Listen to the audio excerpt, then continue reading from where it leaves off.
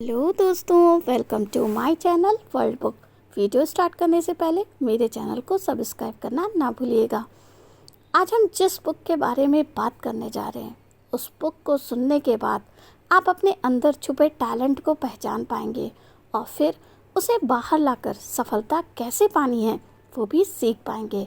इस बुक का नाम है अवोकन द जायंट विदिन, जिसको लिखा है एंथनी रॉबिन्स ने। तो स्टार्ट करते हैं इस बुक की समरी को। दोस्तों, इस बुक में 7 मुख्य सिद्धांत हैं जिनका प्रयोग करके आप भी अपने अंदर छुपे टैलेंट को बाहर निकाल पाएंगे, यानी कि निखार पाएंगे। पहला सिद्धांत है long term and consistent effort, लंबे समय तक और लगातार प्रयत्न करें। दोस्तों, आपने बॉडी बिल्डर्स को देखा है, आपको क्या लगता है उनकी बॉडी कैसे बनी होगी? 4-5 महीने में बन गई होगी या 1-2 साल लग गए होंगे? कभी कभी जिम जाते होंगे या रोज जाते होंगे? उत्तर आपको पता है, 6 पैक्स वाली बॉडी कुछ महीनों में नहीं बनती, बल्कि सालों साल लगातार लगे रहना पड़ता है। तो यही इस किताब का पहला सिद्धांत है। अगर आपको किसी भी चीज़ में सफलता हासिल करनी है तो कई सालों का अभ्यास करना पड़ेगा, और अभ्यास रोज करना पड़ेगा, क्योंकि एक दिन में रोम कभी नहीं बनता। अगर आपको बिजनेस स्टार्ट करना है तो भी आपको हर दिन उस पर काम करना पड़ेगा। बिज़नेस सेट होने में भी 1-2 साल लग जाते हैं, लेकिन एक बार आप बिज़नेस स्टार्ट हो जाए तो फिर अपने आप ही पैसा आने लगता है। बाद में उस पर कोई ख़ास मेहनत नहीं करनी पड़ती। बहुत से लोग सालों की मेहनत का नाम सुनते ही भाग खड़े होते हैं। वे मेहनत करना ही नहीं चाहते, सब कुछ उन्हें थाली में परोस कर मिलना चाहिए। ऐसे लोगों को सफलता क्या खाक मिलेगी? बहुत से लोग इसीलिए रिच नहीं बन पाते, क्योंकि वो थोड़ी सी ही तो मेहनत करते हैं लेकिन उसे जारी नहीं रख पाते। तो सफलता के लिए यही सिद्धांत ऑथर ने बताया है कि कुछ साल लगे रहो और मेहनत करते रहो। ये रूल आप हर फील्ड में लगा सकते हो, स्पोर्ट्स, आर्ट, साइंस, एंटरप्रेन्योरशिप इत्यादि। लगे रहिए और रोज़ अभ्यास कीजिए। दूसरा सिद्धांत है link pressure with good things, pain with bad habits. अच्छी आदतों से खुशी और बुरी आदत से दुख जोड़ें। दोस्तों, पहले रूल में आपको लगातार अभ्यास के बारे में बताया गया था। बहुत से लोग कुछ दिन तो अभ्यास शुरू करते हैं लेकिन बहुत जल्दी छोड़ देते हैं। यही फ़र्क है एक सफल और असफल व्यक्ति में। सफल व्यक्ति हार नहीं मानता, बल्कि लंबे समय तक अभ्यास की अच्छी आदत डेवलप कर लेता है। जब सो रहे होते हैं तो वो पसीना बहा रहा होता है या अपने कमरे में अपने टैलेंट पर काम कर रहा होता है। यहाँ एंथनी एक ट्रिक बताते हैं जिससे आप लगातार अभ्यास की आदत डाल सकते हो। जब भी आपको कोई अच्छी आदत डालनी हो तो उसे किसी खुशी से जोड़ दीजिए। जैसे बॉडी बिल्डिंग करनी हो तो आप उसे कौन सी खुशी से जोड़ सकते हैं? कुछ इस प्रकार हैं। आप हैंडसम दिखने लगोगे, आप मॉडलिंग में जा सकते हो, आप यूट्यूब पर फिटनेस चैनल शुरू कर सकते हो जिससे आपकी अच्छी अर्निंग भी हो जाएगी। आप इंस्टाग्राम पर अपनी पिक्स डालकर भी कमा सकते हो। आपको ज़्यादा डेट्स मिलने लगेंगी, आप दूसरों से हेल्दी रहेंगे, कोई आपको परेशान करने की हिम्मत नहीं करेगा इत्यादि। जब इन खुशी की बातों को बॉडी बिल्डिंग से जोड़कर देखोगे तो आप दुगने जोश से बॉडी बिल्डिंग करने लगोगे। बस बार बार इन बातों को याद करते रहें। जब भी छोड़ने का मन करे इन बातों को पढ़ें और याद करें। आपका ब्रेन फिर से मोटिवेट हो जाएगा और आप लंबे समय तक बॉडी बिल्डिंग में लगे रहोगे, और एक दिन आप भी अर्नोल्ड स्क्वेंजर्स की जैसी बॉडी बना सकते हो। ऐसे ही अगर आपको ब्लॉगिंग करनी हो तो आप कौन सी खुशी उससे जोड़ सकते हो? पैसा, नेम, फेम, वर्ल्ड ट्रैवल इत्यादि। तो दोस्तों, ये ट्रिक आप किसी भी अच्छी आदत के साथ जोड़ सकते हो। उस आदत को रिवॉर्ड से जोड़ दीजिए। इसी प्रकार दोस्तों, अगर आपको बुरी आदत छोड़नी हो तो आप उसे किसी दुख से जोड़ दीजिए। जैसे मान लीजिए आपको स्मोकिंग की आदत हो तो आप उसे इन चीज़ों से जोड़ सकते हो। जैसे एम्फाइसेमा, फेफड़ों का सिकुड़ जाना की बीमारी हो सकती है, 4 सीढ़ियाँ चढ़ते ही हांफने लगोगे।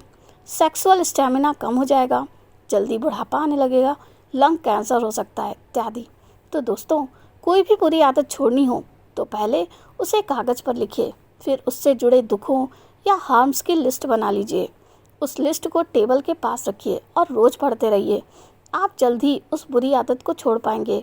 बुरी आदत को रिप्लेस करने के लिए एक अच्छी आदत भी डाल लीजिए। एक अच्छी आदत रोजाना 30 मिनट की वॉक या रनिंग हो सकती है और ये किसी भी बुरी आदत को रिप्लेस कर सकती है। सिद्धांत नंबर 3, अवेयरनेस एंड क्लियरिटी। अपने प्रति जागरूकता और स्पष्टता पैदा करें। दोस्तों, खुद को जानने की कोशिश करें कि आप क्या हैं और क्या करने के लिए इस पृथ्वी पर आए हैं। आपके अंदर कौन सा टैलेंट छिपा है जिसे आपको बाहर लाना होगा। समाज ने जो आपको बताया है शायद आप वो ना हो। जैसे पेरेंट्स हमेशा बच्चों को डॉक्टर या इंजीनियर बनने के लिए प्रेशर डालते हैं, लेकिन बच्चे को सोचना चाहिए कि क्या सच में डॉक्टर बनने से मुझे खुशी मिलेगी, या मैं एक अच्छा एंटरप्रेन्योर बनने के लिए पैदा हुआ हूँ, या अच्छा गोल्फर या ब्लॉगर या dancer, musician, film director, novelist, कुछ भी। किशोरावस्था में ये शायद संभव ना हो, लेकिन बाद में भी सोचा जा सकता है। इसके लिए हमें अपने अंदर झांकना होगा, आत्मविश्लेषण करना होगा, अपने टैलेंट को पहचानना पड़ेगा। ये काम आपको खुद करना होगा, दूसरा आपके लिए ये नहीं कर सकता, आपके पेरेंट्स भी नहीं। इसके पश्चात आपको विचारों में क्लैरिटी लानी है। दोस्तों, हमारे अंदर दिन रात असंख्य विचार घूमते रहते हैं, इससे कुछ भी क्लियर नहीं सोच पाते। आप अपना गोल भी ठीक से नहीं देख पाते। इसके लिए आपके जितने भी इंटरेस्ट हैं उन्हें पेपर पर लिख लीजिए, फिर देखिए कि उन सब में आप किस में दूसरों से बेहतर हैं। हो सकता है आपका इंटरेस्ट गाने में हो, लेकिन ये ज़रूरी नहीं कि आप में उसके लिए टैलेंट भी हो। कई बार हमें गलत भी लग सकता है और हम गलत गोल भी चुन सकते हैं। जैसे कुछ लोगों के फ्रेंड्स मजाक में बोल देते हैं, तुम तो गजब की एक्टिंग करते हो। अगर वो आदमी क्लियरली अपने टैलेंट को जाने बिना ही उनकी बातें सुनकर एक्टिंग फील्ड में चला जाए तो बर्बाद भी हो सकता है, क्योंकि जिसे वो टैलेंट मान बैठा है उतना तो हर किसी में होता है। इसलिए पहले ठीक से क्लियर कर लें कि कौन से टैलेंट सच में आपने कूट कूट कर भरा है, फिर उसी को पाने के लिए दूसरे प्रिंसिपल्स की सहायता लें। दोस्तों, आपको पता है मदर टेरेसा में कौन सा टैलेंट कूट कूट कर भरा था? उत्तर से आप चौंक जाएंगे। उनका टैलेंट था दूसरों पर दया। इसी से उन्होंने गरीबों की सेवा करना शुरू कर दिया और नोबेल प्राइज़ तक पहुंची। पैसा, नेम, फेम सब मिला, लेकिन वो उनके लिए सेकेंडरी चीज़ें थीं। तो आप ये मत सोचिए कि बड़ी बड़ी डिग्री से ही आप में टैलेंट आता है। आपके अंदर की कोई वैल्यू भी आपका टैलेंट बन सकती है। सिद्धांत number 4, master system, belief, values, reference, emotional states. Master system develop करना। अगर आपको सफल बनना है तो मास्टर सिस्टम डेवलप करना पड़ेगा। इसके लिए आपको निम्न 4 चीज़ों की ज़रूरत पड़ेगी। पहला, बिलीफ अर्थात विश्वास। बहुत सारे लोग इसलिए सफल नहीं हो पाते क्योंकि उनके बिलीफ गलत हैं। कुछ बिलीफ्स के एग्जाम्पल, पैसे को लेकर रॉन्ग बिलीफ, पैसा सब समस्याओं की जड़ है। हकीकत, बिल गेट्स के पास बहुत पैसा है, इससे उनको क्या समस्या है। खुद ऐशो आराम से रहते हैं और साथ साथ खूब सारी चैरिटी भी कर पाते हैं। पैसे से तो समस्याएं सॉल्व की जा सकती हैं, जैसे गरीबी, भुखमरी। अगर कोई पैसे को क्रिटिसाइज़ करेगा तो क्या पैसा उसके पास आना चाहेगा? इसलिए ऐसे रॉन्ग बिलीफ को बदल कर करेक्ट बिलीफ डालना चाहिए। बॉडी बिल्डिंग को लेकर रॉन्ग बिलीफ, इसके लिए तो जिम चाहिए और टाइम। हकीकत, आप एथलीट्स को देखिए या शोल्जर को देखिए कि जिम जाए बिना भी अपनी बॉडी को स्लिम और मस्कुलर रखते हैं। क्या आपने कभी शोल्जर की तोंद बड़ी हुई देखी है? जिम तब चाहिए जब आपको मॉडलिंग में जाना हो या किसी कंपटीशन में हिस्सा लेना हो। फिट रहने के लिए आप घर पर भी एक्सरसाइज कर सकते हैं। रही बात समय की, तो आपका सारा दिन वर्कआउट करने की ज़रूरत नहीं है। आप घर पर डेली 30 मिनट एक्सरसाइज करके भी फिट रह सकते हैं। दूसरा है वैल्यूज़। सफलता पाने के लिए वैल्यूज़ का बहुत बड़ा रोल होता है। अक्सर लोग सफल होने के लिए मेहनत की बात तो करते हैं, लेकिन वैल्यूज़ पर ध्यान नहीं देते। वैल्यूज़ का मतलब है आपके अंदर के अच्छे गुण। अच्छी वैल्यूज़ का बहुत महत्व होता है। ये आपको किसी भी क्षेत्र में सफल बना देती है। कुछ अच्छी वैल्यूज़ हैं, जैसे दूसरों की हेल्प करना। इससे लोग भी कभी ना कभी आपकी हेल्प करेंगे। दूसरा, छोटे या बड़े हों उनसे इज्जत से बात करना। इससे लोग भी आपकी इज्जत करेंगे। दूसरों पर दया करना, इससे लोग आपको दुआ देंगे और सम्मान करेंगे। ऐसी कई वैल्यूज़ हो सकती हैं जो सफलता के लिए बहुत ज़रूरी हैं।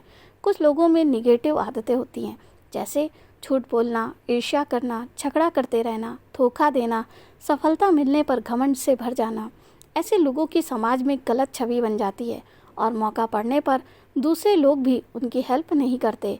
इसलिए अपने में पॉजिटिव वैल्यूज़ बढ़ाते रहें। जैसे जैसे बात पर गुस्सा करते हो तो अपने आप को बदलिए, आपका ही भला होगा।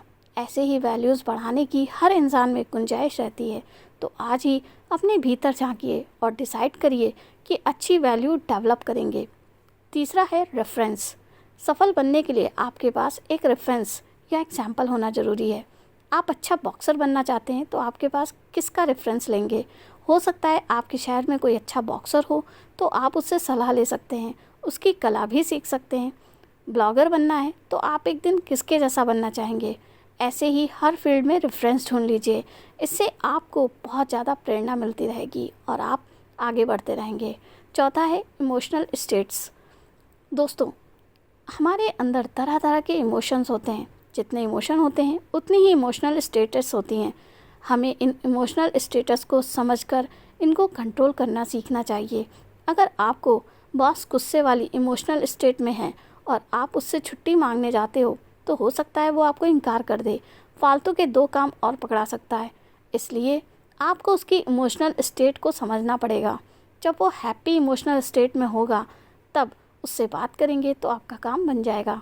इसलिए दूसरों की इमोशनल स्टेट को समझना बहुत ज़रूरी है। इसी तरह अपनी इमोशनल स्टेट को भी कंट्रोल में करना आना चाहिए। जब सफलता मिलती है तो हम बहुत ज़्यादा हैप्पी स्टेट में चले जाते हैं।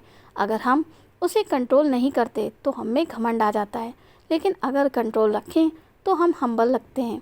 लोग हमारी ज़्यादा इज्जत करते हैं। इससे हमारी वैल्यू बढ़ जाती है, हमें और सफलता मिलने लगती है। ऐसे ही किसी की बुरी बात पर हम एंग्री स्टेट में चले जाते हैं, हम उससे झगड़ा करने लग जाते हैं। इससे दोनों ही साइड का मूड ख़राब हो जाता है और दोस्ती में भी दरार आ जाती है। इसलिए हमें खुद को एंग्री इमोशनल स्टेट में जाने से रोकना चाहिए। पांचवा सिद्धांत है कन्विक्शन, अर्थात खुद पर आस्था, विश्वास पैदा करें। एंथनी कहते हैं कि अगर आपको सफल होना है तो कन्विक्शन पैदा करनी होगी। कन्विक्शन का मतलब है खुद पर विश्वास रखना और अपने गोल को प्राप्त करने के लिए जुट जाना। आप अपने अंदर कन्विक्शन 4 तरह से ला सकते हैं। पहला है बिलीफ। सबसे पहले विश्वास कीजिए कि आप इस काम को कर सकते हैं। दूसरा है रीइंफोर्स। इसके बाद उस भरोसे को मजबूत करिए। अपने गोल पर रोज़ मेहनत करिए, रोज़ खुद को मोटिवेट करिए। तीसरा है ट्रिगरिंग इवेंट। जब आपको ज़रा भी कुछ पॉजिटिव होता दिखे तो वो आपका ट्रिगरिंग इवेंट होता है, मतलब उस समय आप जान जाते हैं कि आप अपना गोल पूरा कर पाएंगे। चौथा है एक्शन। इसके बाद तो आप जी जान से जुट जाइए, दुगने जोर से एक्शन लीजिए। ऐसा रोज़ और लंबे समय तक करना पड़ेगा, ये बहुत ज़रूरी है। बहुत ज़्यादा लोग यही मात खा जाते हैं, वे जल्दी छोड़कर चले जाते हैं, ट्रिगरिंग इवेंट का भी इंतज़ार नहीं करते। मान लीजिए आप किसी बिज़नेस को स्टार्ट करना चाहते हैं तो आप पहले अपने अंदर बिलीफ पैदा कीजिए कि आप अपने बिज़नेस को सफल कर सकते हैं। फिर उसके बाद आप मेहनत करने लग जाइए। जब आप थोड़ी सी भी प्रॉफिट कमाने लगेंगे तो यही आपका ट्रिगरिंग पॉइंट होगा। यहाँ पर आपको रुकना नहीं है बल्कि पूरे जोश से जुट जाना है। 1-2 साल लगे रहिए जिससे आपका बिज़नेस पूरी तरह से फिट हो जाएगा। ऐसा ही आप किसी भी गोल को हासिल करने के लिए कर सकते हैं। ट्रिगर पॉइंट तक जरूर पहुँचे, वो बताता है कि हाँ कुछ हो रहा है, उसके बाद ही चमत्कार होते हैं। सिद्धांत number 6, ask quality question from subconscious brain, अर्थात अंतर्मन से खास प्रश्न पूछें। जब आप अकेले होते हैं तो आपको किसी भी प्रॉब्लम को सॉल्व करने के लिए इस टेक्निक का इस्तेमाल करना चाहिए। आप अपने सबकॉन्शियस ब्रेन से गोल से रिलेटेड क्वेश्चन पूछिए, जैसे अगर मैं कोई बिज़नेस स्टार्ट करता हूँ तो उसकी स्टार्टिंग कैसे करनी है, तो आपका सबकॉन्शियस ब्रेन जवाब दे देगा।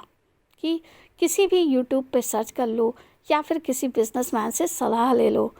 तो इस तरह से आप कितने भी क्वेश्चन अपने सबकॉन्शियस ब्रेन से पूछ सकते हैं, उसके पास हर चीज़ का जवाब होता है। ऐसा सोने से पहले करें तो अच्छा रहेगा।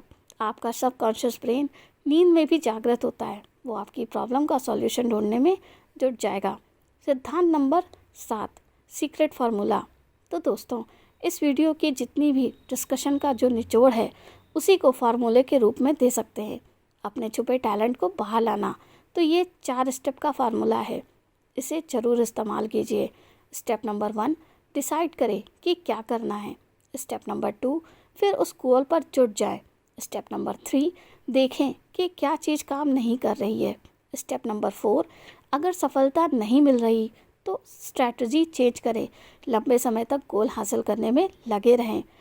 तो दोस्तों, ये वीडियो समरी मेरी यहीं पर समाप्त होती है। कमेंट करके ज़रूर बताइएगा कि आपको मेरा ये वीडियो कैसा लगा, बढ़िया या बहुत बढ़िया। तो मिलते हैं नेक्स्ट वीडियो में। थैंक यू, धन्यवाद।